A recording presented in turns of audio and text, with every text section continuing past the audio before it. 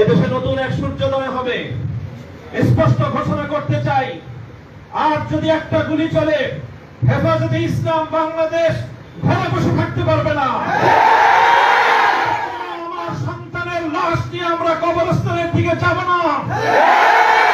পরবর্তী সন্তানের লাশ কাঁধে আমির হেফাজত ইনশাআল্লাহ রাজপথে যখন নামবেন, টেকনাফ থেকে তেতুলিয়া পর্যন্ত পথ ভাঙ্গা সেই গণজোয়ার রুখে দেওয়ার সাধ্য কারো হবে না ইনশাআল্লাহ।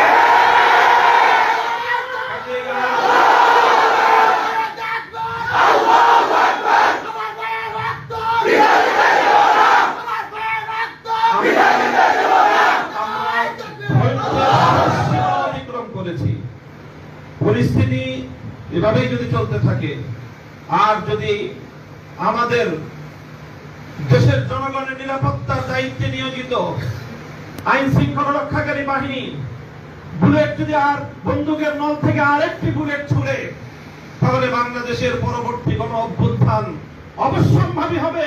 সে অভ্যুত্থান রুখে দিতে কেউ পারবে না।